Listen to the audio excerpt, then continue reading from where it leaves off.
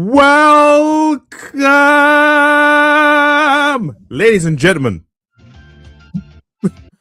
I'll do that again. Welcome, ladies and gentlemen, to another Story Forge podcast, the greatest storytelling podcast this world, nay, this universe, nay, this multi-dimension reality has ever seen. I want to drop some hard F-bombs, but I can't for the overlords that always fudge.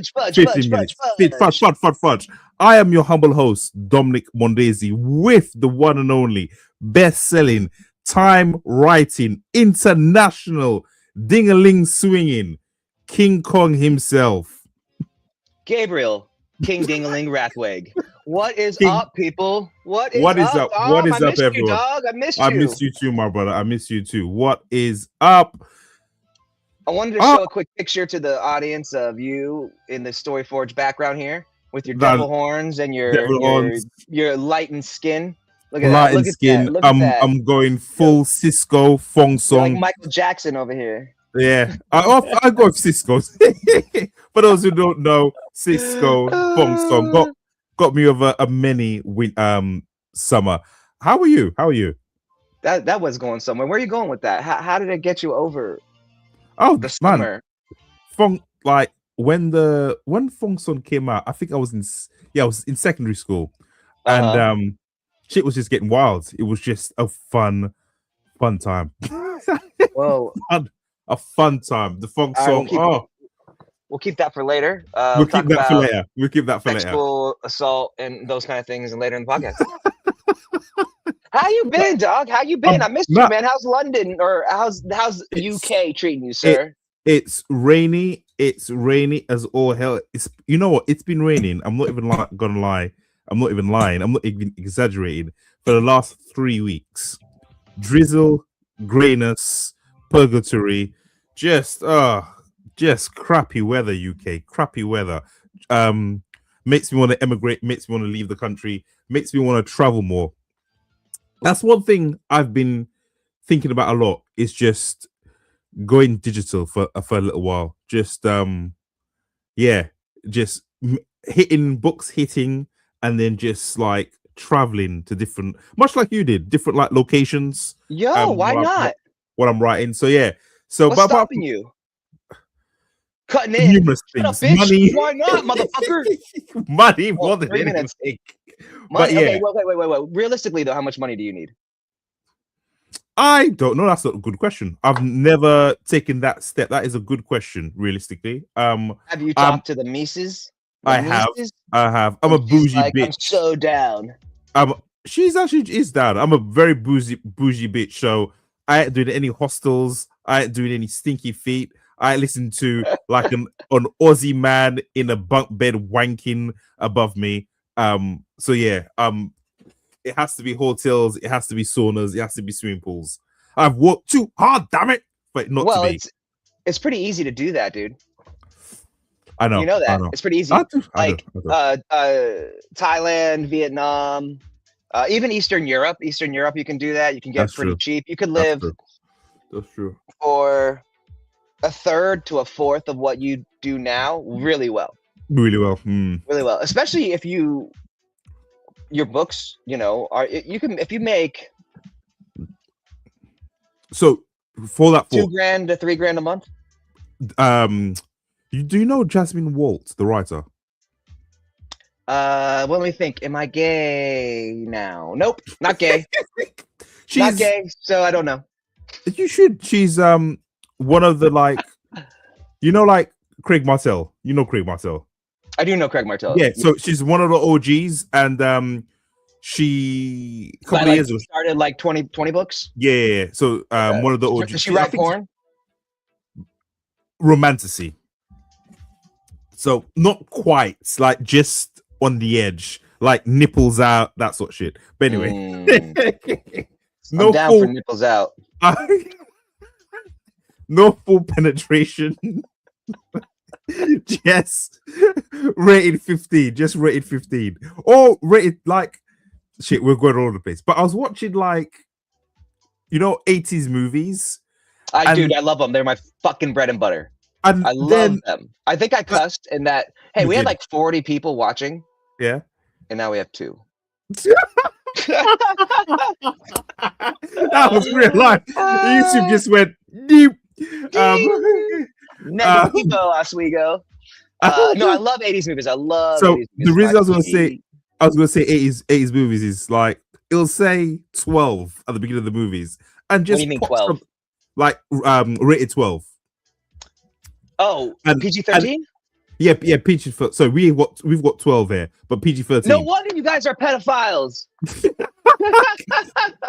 So we can't say shout out to again. Shout out to Prince Andrew. Pedos. Shout out to Prince Andrew. Prince Andrew.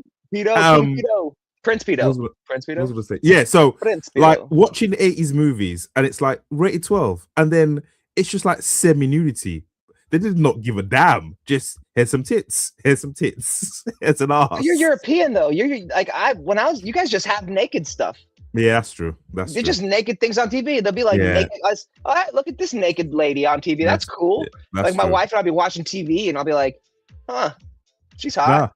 Nah. I will say that. And I'm like, there you go. There's naked people all over the TV. And then my wife turns her head. She looks at me like, what are you looking at? I'm like, nothing at all. Nothing at all. I want your book. I want to look up your new book that just released. Oh, yeah. So let's see. Before we keep gabbing and chatting and talking, waxing philosophical and get kicked off YouTube for being too. Dude, I'm so ready to talk so much smack today. Okay, let's talk smack. No, not yet. We gotta put it later so we don't get kicked off YouTube. But my book came out like a week ago. Doing okay in the charts. Rankings quite well. I've got 5 stars. People seem to love it. Who read it? It just getting people to read it. That's the issue I'm having. But yeah, I'm really happy with the story. Book 3 is. Tell us a little bit about it, bro. Real quick for the people listening. Destroyer of Gods, an epic progression fantasy. If you like them big, thick, juicy books, then this is the book. This is the series for you. I think book 1 and book 2 combined almost 500,000 words. Book 1 is paperback, audio, and ebook. Book 2 is just book 2's got ebook, audiobook as well. Is that the audiobook symbol for book 2? Yes, sir. Oh shit! Book 2's got audio as well. Who knew? You do. You do. I do. So yeah, so all of them are paperback, all of them an ebook. They are. I really love the series. I just Tell us a little about it. What's it about? It got more attention. Sorry, I'm bad at selling myself. It's about a man. Okay, wait. Stop. All right, all you plethora of people listening to our Storyforge podcast. Dominique Mondesir, the international best-selling author of such titles as Junkyard Dogs. Bam. And now, Destroyer of Gods. 5 stars with books 1 and 2. Book 2, Destroyer of Gods, a progression fantasy epic. Tell me about this, sir. It's 3 main characters.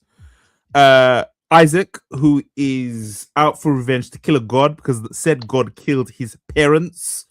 It has Felicity Cooper, who is out for revenge against one of the most powerful families in the universe because they I can't even say that word. They did some things against her will.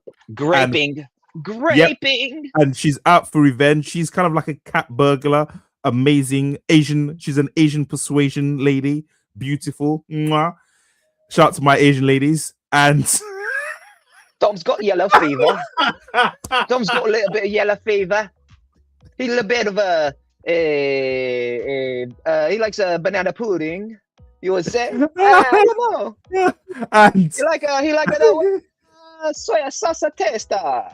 And you like Francisco Rico, who is out to clear his family name because Rico, the name Rico, is almost synonymous with the name not Lucifer. The guy. Shit. What? The apostle who betrayed God, Lazarus, not Lazarus. Judas, yes. So he's the modern day Judas. So he's out to change his name, and they all are in this different dimension called the other side, and it's just hilarity. It's dark, it's gritty. There's unicorns fucking people to death. There is all sorts of gills. There is progression building. There is fractions warring. So many characters, world building. Oh, just love it. Love it. Love it. Love it. Get it now. Everyone, support Dom. Read Destroyer of Gods, books 1 and 2. Check it out on Royal Road right now if you want a sneak preview. That's but true. You're going to love it. It's a great book. Everybody loves it. Everybody loves it. Even my wife is listening to it. Oh, shit. She won't even listen to my shit. No way! Yeah, man. Is she listening to book 1 or book 2? Book 1. Okay. It's very dark, so she probably like it. She doesn't like all the killing stuff. She's not really into the killing, you know? There's a lot of killing in this. But you know, hey, she likes you and she supports her friends. Thank you. She even read... Never mind. I don't want to put that out there. She even read what? One of my books. Okay. No. Okay. All right. I don't really know where I was going with that. I was just talking shit. All right. Fair. I know you said you were going to talk some shit today. We have a friend that wrote a book, but he won't like publish it. Okay. And she read it, and I was like, "Why would you do that?" It wasn't that good. I don't know. I just wouldn't read somebody's book. I was going to read somebody's manuscript and be like, "Hey, give me your thoughts." I just wouldn't. Be like, I don't want to do that. I am very particular. This is why I like you a lot. So, because I never read friends' books. I think you're the only person whose books I've read. Oh, thanks, man. So I've read other people's books, and I'm like, I'm very, very picky. In the stories that I read, and I critique harshly, and your book was a banger. So it's like, go on. Well, that's the thing. Like, most people can't handle the criticism of reading. No, so I don't. I was like, hey, if you write a book you don't like it, you can tell me. I don't care. But most people can't handle that. You know, that gut. So, yeah. So, but yeah, let's talk about my island. I like you because you got a big dick, dude. Thank you. Actually, saying so those who don't know, I was late to the podcast because I said to Gabe I was washing my pussy, which is in fact correct. My cat, who's very senior, she's about 17 years old, pissed herself while sleeping and still slept in it. So I had to give her a wash. And she's an indoor cat. That's what's up. I have our kid died at about 20, just recently passed away. But I planted him under a yuzu tree. What's the yuzu tree? It's a Japanese citrus. Oh, like cool. A cross between like a lemon and like a limey kind of thing. So it gives fruit. Yeah. I've never heard of a yuzu fruit. Oh shit. Yeah. 100%, dude. Okay. Yeah. All right, let's talk about my island because I am so excited. Let me finish posting. I know this is the first book. My Island is the first book which was birthed on this fucking. The title was birthed on this show. Like, do you know how amazing that is? That's true, dude. That's true. That's 100% true, man. That the title, everything, it just was birthed. It was given life on this show. How many other motherfuckers can say that, huh? How many other podcasts can say that? Look at that. You got Thundercats. You got that is a dope cover. That is a dope cover, man. Talk to me about it. Talk to me about it, Mr. Gabriel Rathweg. Give us your thoughts on this book. I'm holding a microphone in your face. Looks like you're holding a dick in my. Bro, I'm so excited about this book. Like this podcast, the Story Forge episode 38, it's turned into a pimp our new books coming out. But you know what? That's what we do. We are self-published authors who write, advertise, do all of our own stuff. So, My Island is a 3-book series about the main character, Law, who goes back for his 10-year high school reunion. And what's Law's second name? I love that name, Law. His last name? Yeah, yeah. I don't know yet. Oh, cool. Okay. Yeah, it's either it might be. Well, you don't have to give a second name. Some characters I never give a second name to. Well, there's going to be one, but it's going to be something that's like going to fit in with the story, and I'm not quite sure what it is yet. Oh, okay. So go on. So Law is teleported. Gone. His family he goes back for his 10-year reunion, and it's pretty dark for me because I don't usually write stuff like this. But like, you know, graduates high school because like, and runs away from home. Like not runs away, but like leaves home because like one of his friends commits suicide. Okay. And then he comes back for the reunion to like face his demons, and then they get transported to a new world. Okay. And then the new world, like it's not he gets transported, but it's not just him. It's actually I hate that. I've been trying really not to say actually and literally a lot because I find the two words to be annoying as F. But the main character is the homestead, not Law. He's a side character. So that's why it's like My Island Homestead Depot, because they transport this portion of the world, you know, and that goes to this new world called Hibernia. And he's like a caretaker of the homestead along with the cat. They're like features of the homestead. So I'm trying to tell it from a different perspective. So they kind of have to run around as the grunts and do all the things to fix the place up, whereas the powers actually come from the home itself. Very, very, very nice. Yeah, lots of murder, death, lots of killing, lots of swearing, lots of just dark themes. You know, lots of facing inner demons, and you know, again, we were talking about 80s movies earlier, right? Yeah. And that's my bread and butter, dude. I grew up in the 80s that was my formative years. And the 80s movies were like children's 80s movies were always dark. There was like kidnapping, there was murder, there was the banks repossessing, like the Goonies, right? Hey, the bank's repossessing our house because our father doesn't make enough money. Let's go on a treasure hunt to save the city.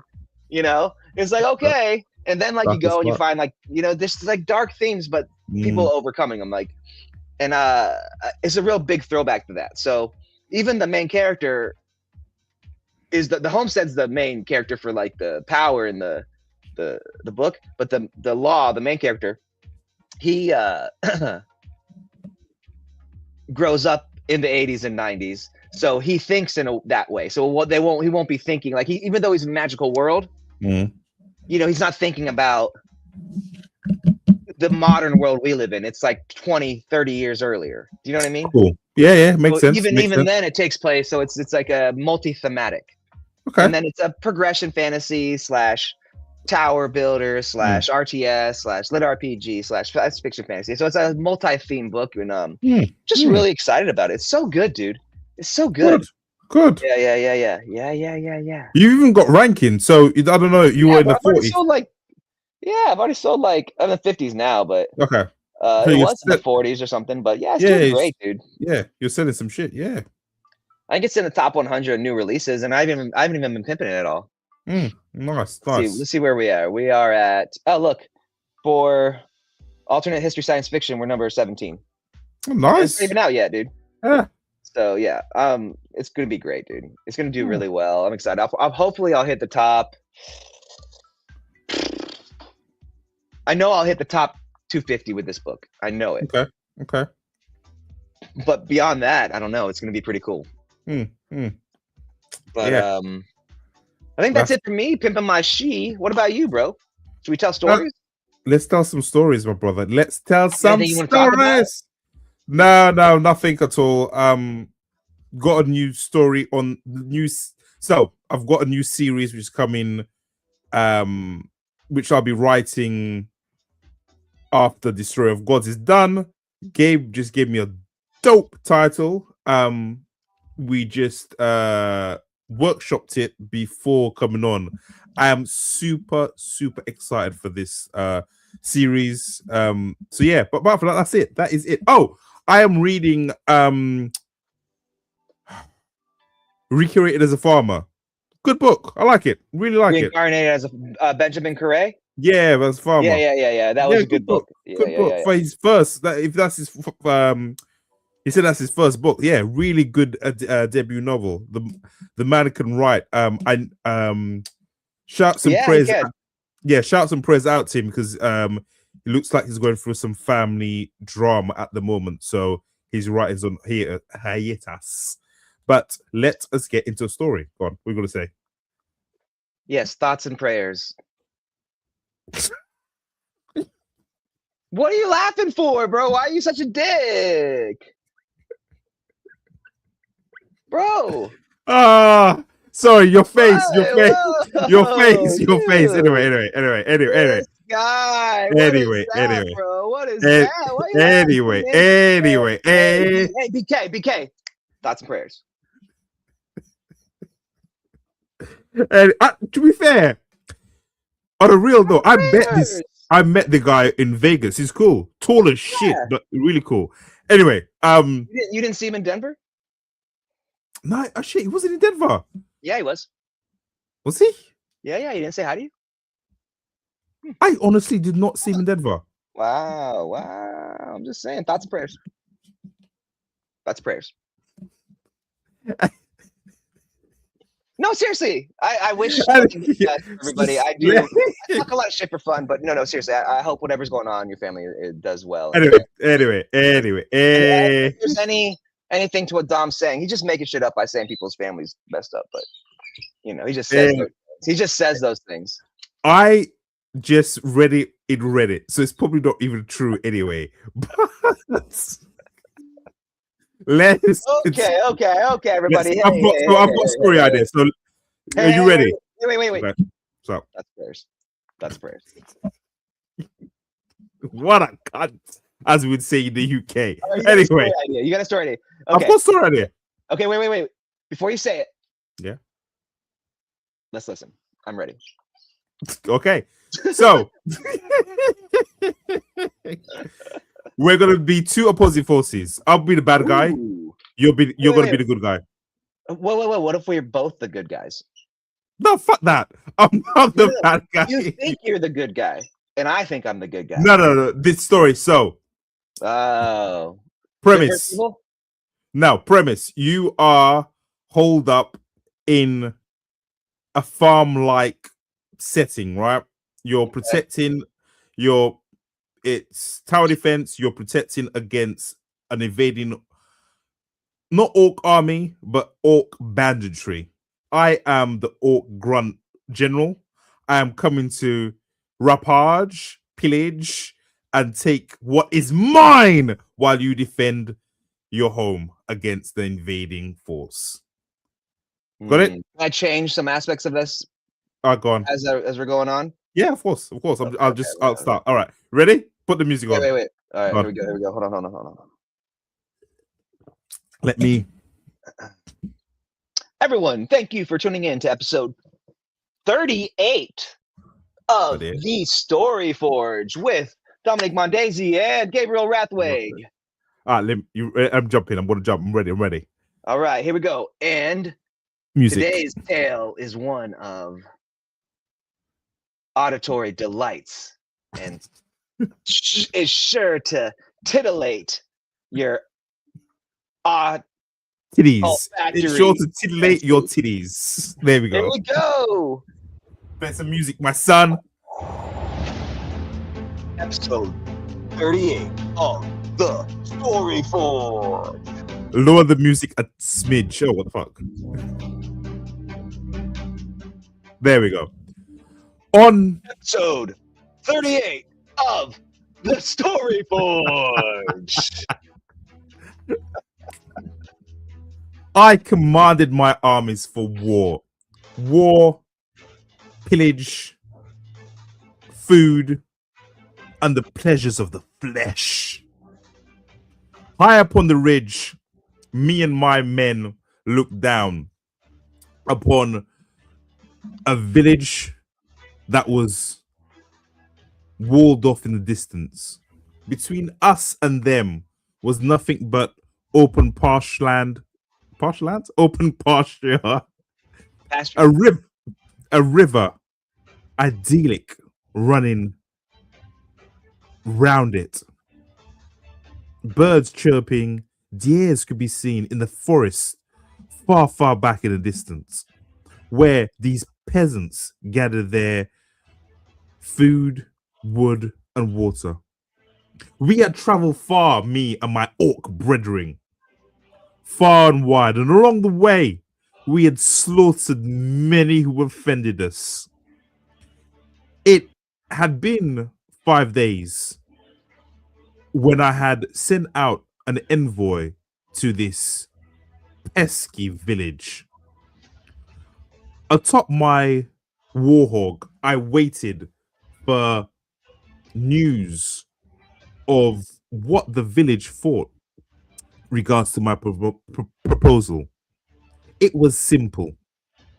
They deliver me their firstborn daughters, 60% of all produce, and 80% of all golds and precious metals. I was being generous and to allow them to live. I knew that they had no defense, no weaponry, nothing at all. Michael, my youngest, snottiest rider, had been sent as the diplomat, although orcs knew no such word as diplomacy. Puh! They instead used the mighty sword, the mighty axe, the mighty steel to get what they wanted. In the distance,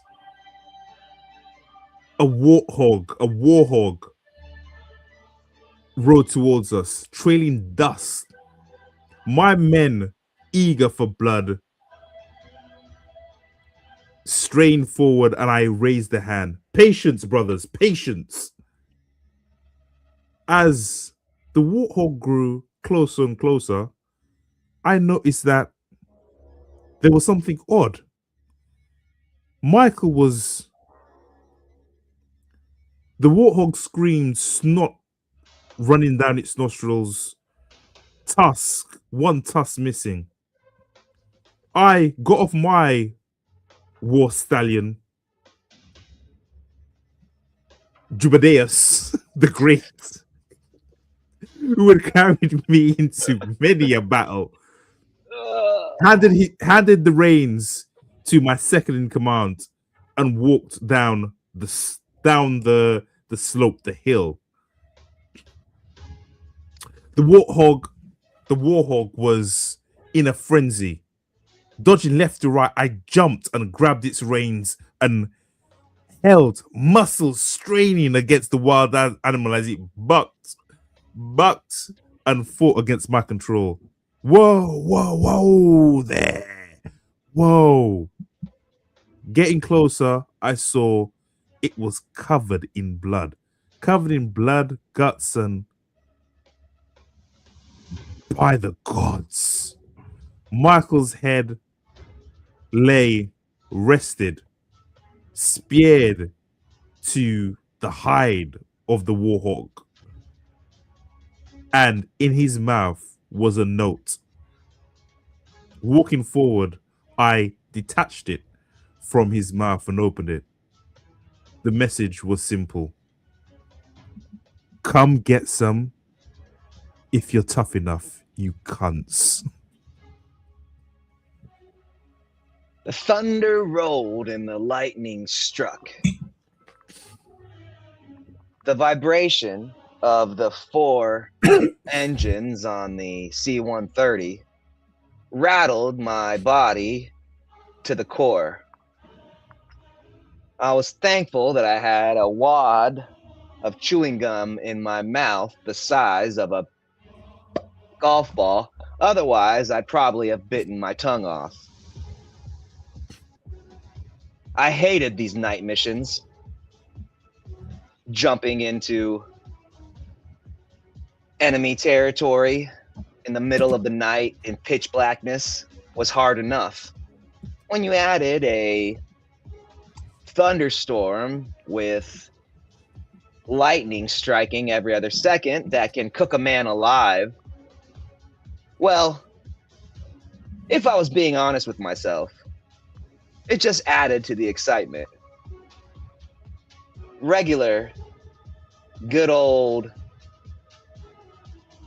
skydiving just didn't do it anymore. Things that used to get me off and get me going, they weren't enough. I needed battle. I needed to be jumping thousands, hundreds of miles behind enemy lines and then killing people. And that's what we were doing tonight. That's why me, Big Dick, Little Balls, Lefty, Right Eye, and Pig Face, the best squad in all of SEAL Team 6. Just go with me, Dom. Just go with me. We're going on this mission. We were taking out Al-Ahwadi Baghdadi, the fuckface, the fourth. We were jumping into Al-Dakhaf. And not only were we going to kill Baghdadi and his top generals, but they were having a wedding. And none of the participants and guests were leaving alive. Every man, woman, and child was to be unalived. Boom! Bang! The lightning and thunder struck again. The C-130 shook and rattled. The winds and forces outside at play, almost overwhelming the flying mechanical marvel. The other squad members of my team turned away from checking their weapons and looked to me, the squad leader, King Dingaling himself, Jack the Knife. All right, boys, I said as the green light turned on in the cargo hold of the C-130. 2 minutes from drop time. Remember, no faffing around, Big Dick, you hear me? We're to go in, shoot first, no questions asked. All right? Pigface raised his hand, but I just gave him a glare. I said, no questions, Pigface. The green light turned yellow. 1 minute, get ready. We all stood up from our uncomfortable aluminum benches as the transport plane shook around us. But that was okay. This was all part of the deal. The hum and whine of the tailgate of the C-130 started to lower. Immediately, the wind and rain from the thunderstorm outside began to buffet us in there. All 5 of my teammates and I held on to our safety lines, grabbing our balance until the cargo ramp finally finished opening.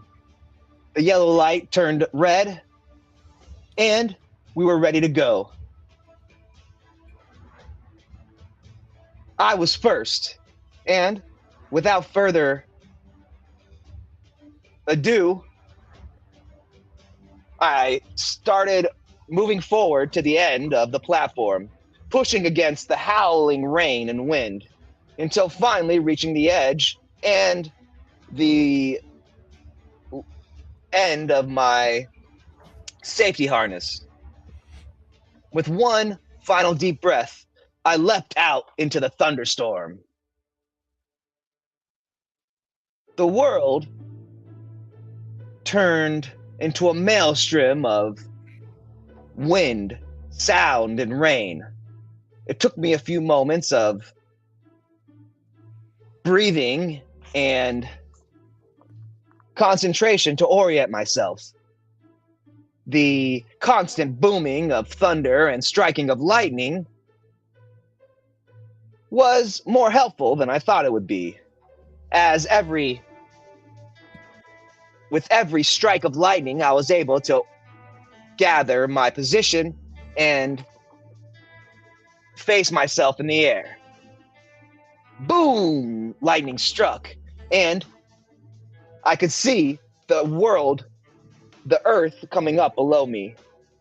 We had to jump from 20,000 feet up so as to stay out of enemy radar. But now,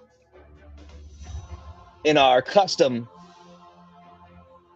radar diffusing stealth suits, we could parachute in undetected and take out the bad guys with extreme force.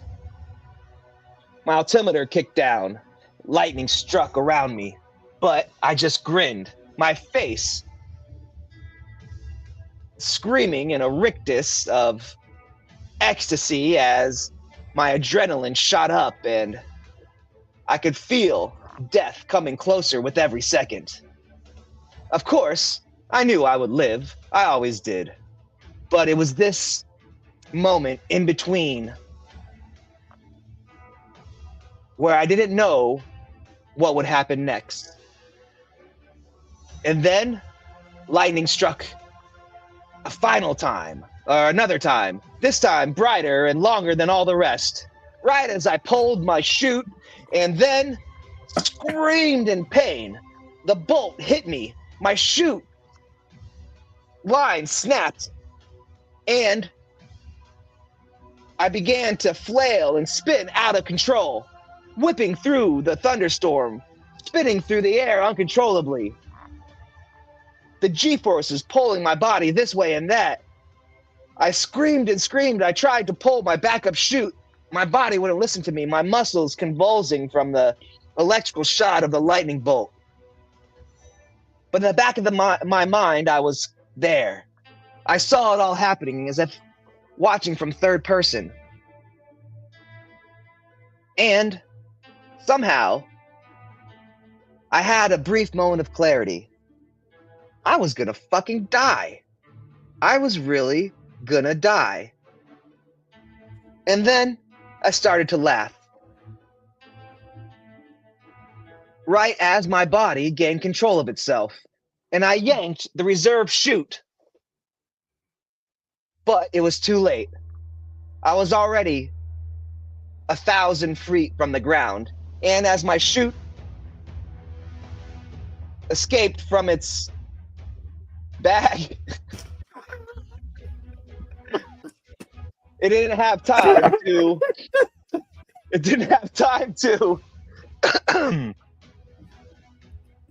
work, and I hit the ground with a bone-crushing thunk, and all I saw was blackness. Across the plains, we had waited for darkness. Although we were mighty, we were the destroyers of death itself. We knew better than to plow headfirst into enemy territory during the day across an open field with nothing but our wits, our raw strength and power, and our hogs. No. Although my men were angry at Michael's death, we had sung the great song of Okna. Huh? Michael the Orc? Michael the Orc. We had sung Michael the Orc, who we later found out had his testicles, his nuts, his childbearing fruit shoved in his mouth along with the note. We had buried him, sung the great song to Okna, danced the great dance, and built fires in his name. As darkness came, I had the orc men. I had the orc men build fire upon fire upon fire along the ridgeline. More than we needed, but it was there to confuse the enemy, to make them think that our numbers were more superior than they first thought. As 10, 20, 100, hundreds of flames burnt across the ridgeline, casting us in shadows and also obstructing their night vision.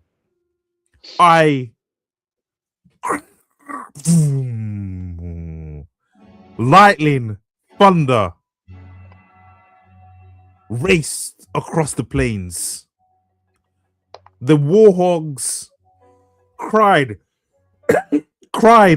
and bucked as fear spread through the ranks. Hold, men! This is only a test. Hold! I pounded my chest as the man next to me, Wonkai the Third, and the man opposite him, One Tusk the First, and the man next to him, Scar Dingaling, all began to pound their chests. We started to pound as one, as the Brotherhood, as the Destroyers, signaling left, signaling right, horns.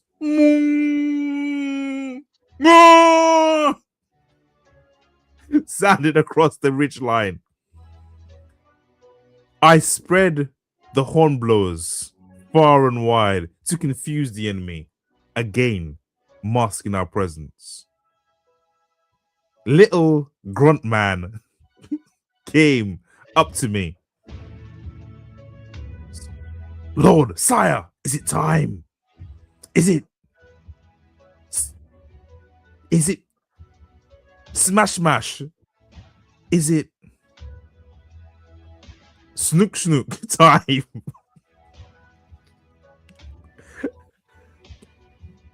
Patience, youngling, patience. We ride when the god Oktar himself gives us the sign.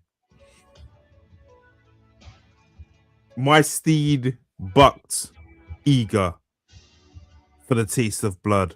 As I waited, as the rains came down, I knew we had to move fast, otherwise they would extinguish the flames.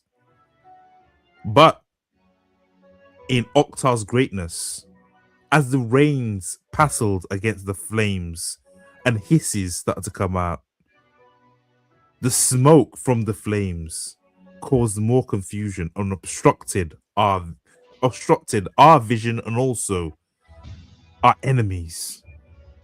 The time was right. Ready! Charge! Feet, hooves pounding, men screaming in ecstasy. My green dingling was hard. Hard and prepared for what was to come. In Oktar's name, we eat human tonight. Darkness was the only thing that I knew. It sounds trite to say, but it was all-encompassing. No sound, no sight, nothing. Just black. And then, ever so softly, sounds and light came to me. Slowly at first. And those sounds were familiar.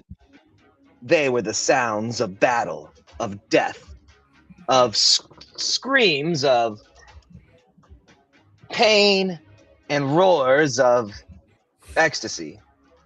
Those were sounds I knew well. My eyes shot open and I looked around me. What the fuck? How was I not dead? But also, on top of that, how was I not in some shithole, mud-walled thatch house in the middle of the fucking Arabian desert? Instead, I was sitting in the center of what looked like small European village with shitty mud hut houses of their own, but everything was not how it should be. Instead of sand, dirt, and people screaming Allahu Akbar, all I heard were the roars of monsters and the shouts of men? Oh, look out! Here they come! Watch out for the orcs! Jambos! Although I didn't quite know what was going on, it wasn't hard for me to pick a side. As I fucking laid eyes upon a 8-foot tall, giant, green thing cleave a human warrior who looked to be wearing some kind of medieval plate mail in half. Blood fountained everywhere, and the cleaved man continued screaming even as half of his body flew across the grassy knoll and landed a half dozen feet away from me. It was time to move. I jumped up from my prone position, my hands immediately checking my body for my weapons. And thankfully, they found them. I ripped my Glock pistol from its holster and put it in a tactical handhold as I sprinted across the open ground for cover. In front of me, one of those 8-foot tall monsters appeared. Without hesitation, I raised my pistol and fired 2 shots center mass. The 45 caliber rounds hit the beast, turning its roar of battle into a yelp of confusion.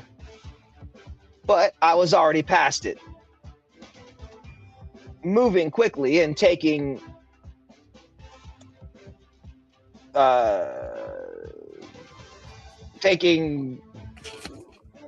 what's the word? Taking using one of the closest houses to get my bearings.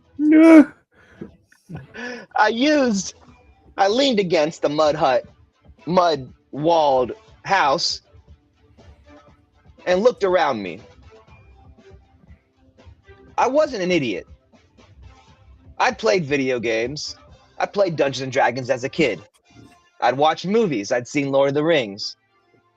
I was seeing medieval knights, or whatever they were, they looked like medieval knights, facing off against giant green monsters, which I could only take to be orcs.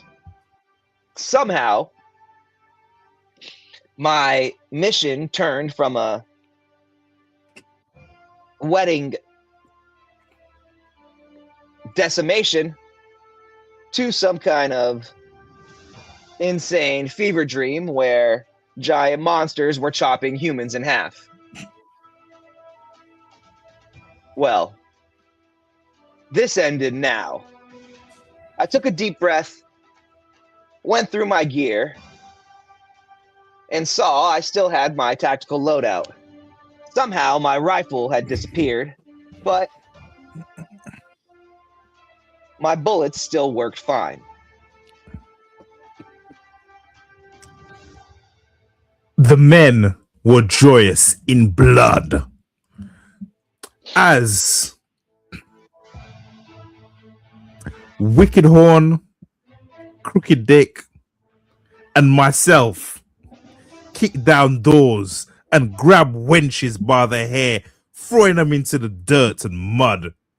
We laughed with our bellies full of revenge and lust.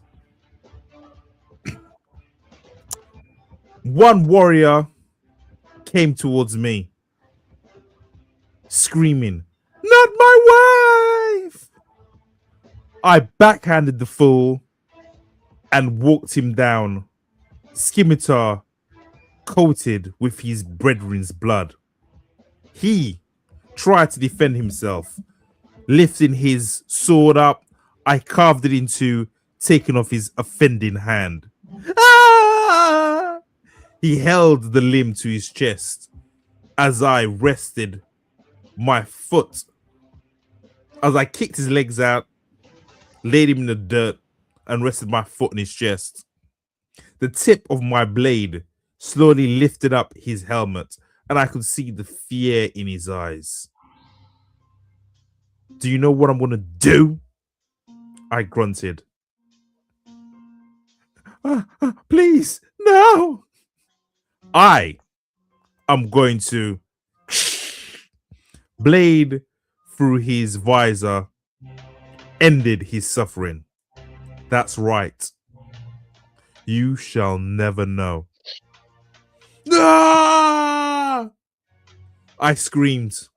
The bloodlust, like most orcs, would overtake us, causing us to go on a rampage. It was a fine thing, holding back one's lust for vengeance and seeing with a clear perspective what needed to be done. Flames ate buildings. Well, the dirty mud huts these peasants called buildings. I knew that if we didn't collect the food and the loot in time, then all this would go up in flames. "Crooked Dick!" I shouted. He was busy strangling some wench. "Leave her alone! Gather the men!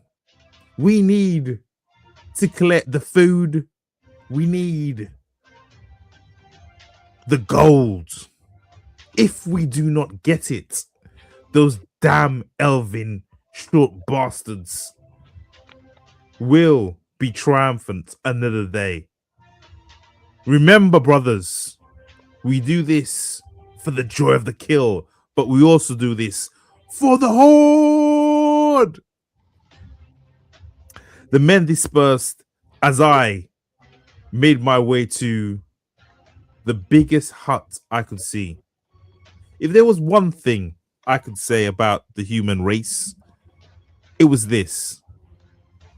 The biggest house was held by the biggest idiot or their self-proclaimed leader who had the best stuff.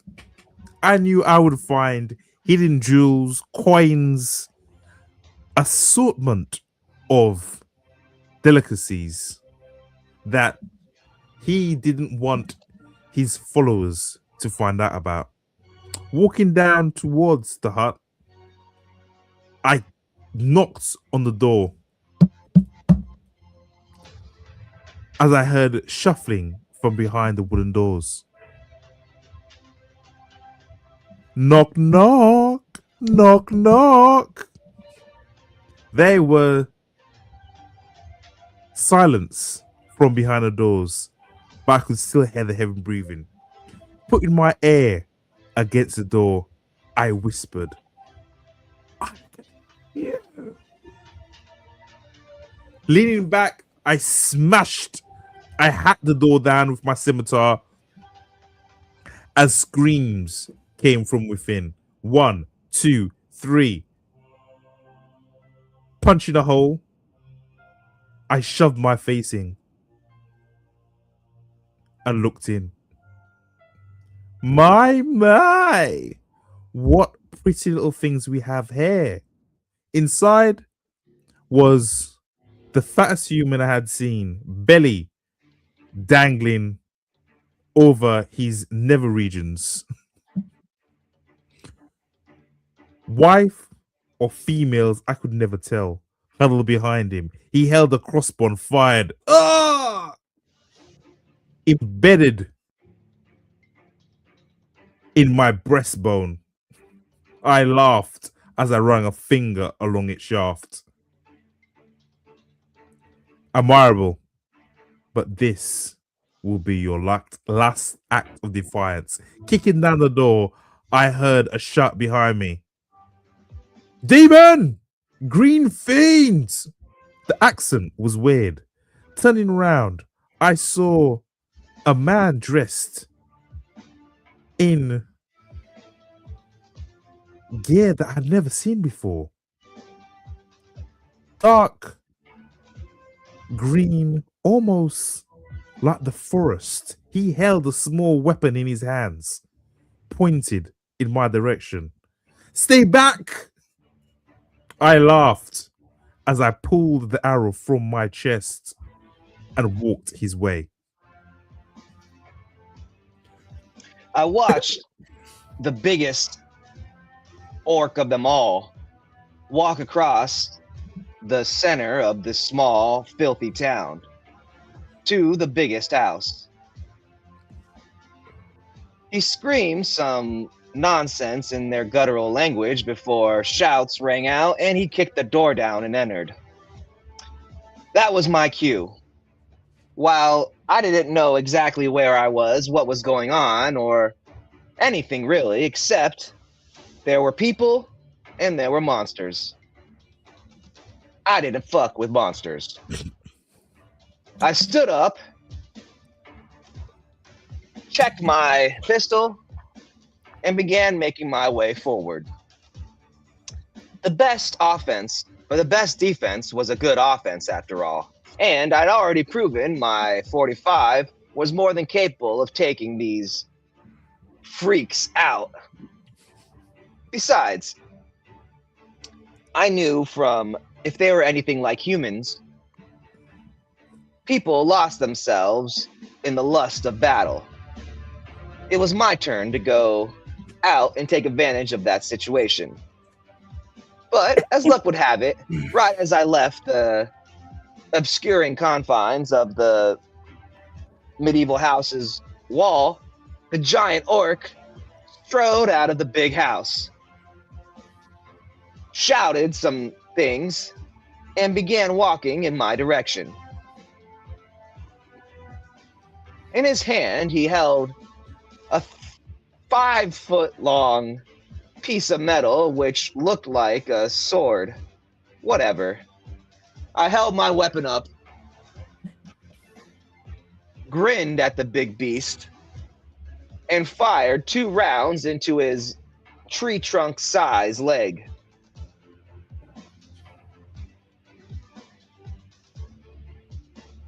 The 2 .45 caliber hollow point rounds hit the orc's right knee and exploded, taking 2 grapefruit-like sized chunks out of the creature's appendage. To his credit, the creature didn't even scream. It just looked down at his leg, confused, before falling down to the ground and beginning to roar, a bestial roar so loud that I had to cover my ears. By the time he finished, answering roars sounded out from around the village. Suddenly, all dozens upon dozens orcs were flooding the center of town, consequently surrounding me and the downed giant orc. This was not how I'd planned things to happen. But being, as Mike Tyson likes to say, everybody's got a plan until you get punched in the mouth. This was my first punch in the mouth. And with 2 quick gestures, I yanked 2 grenades off of my chest bandolier, tossing them in 2 opposite directions. The metal balls hit the filthy, manure-covered earth,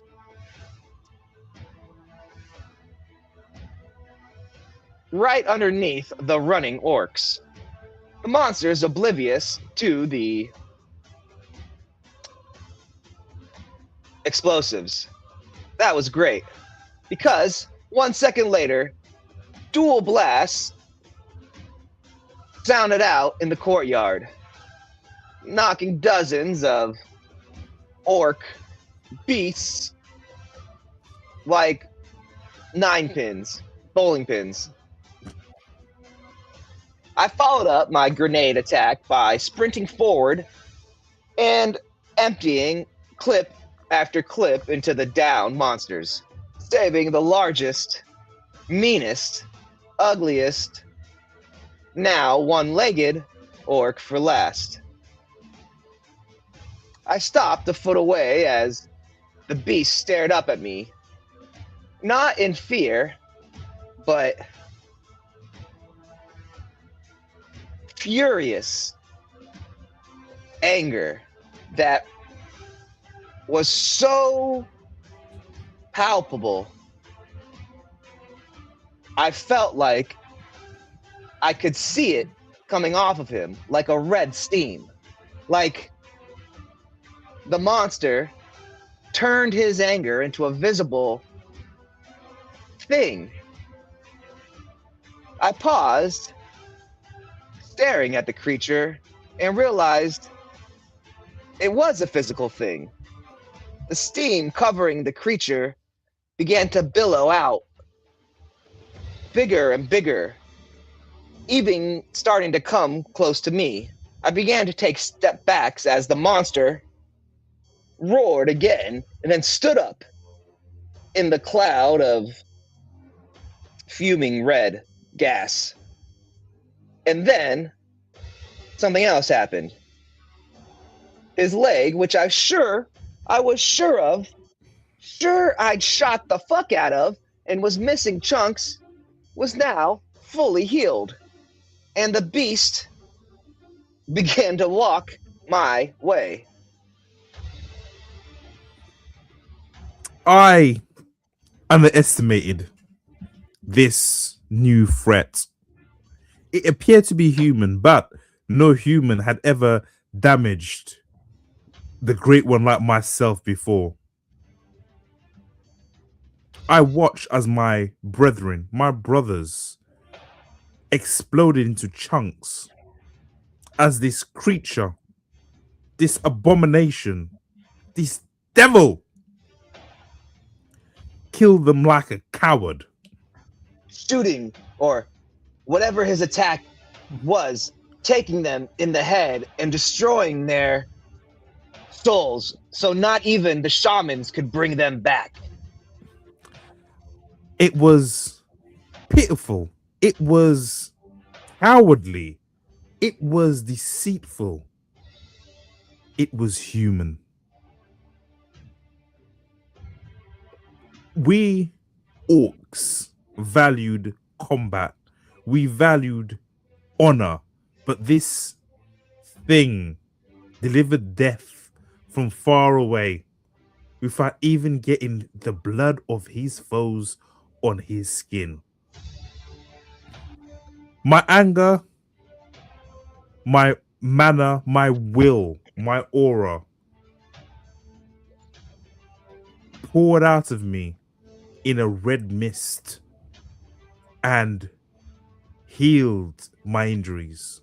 Although there was a cost to using this, I was draining my natural health tremendously, aging myself. by decades, none of that mattered. This threat needed to be exterminated before it went on and decimated the Horde. I had to end it now. I had to kill it for the sake of the people. With a mighty roar, scimitar held above my head, flames billowing behind me, I charged it down as it too looked at me and sprinted forward.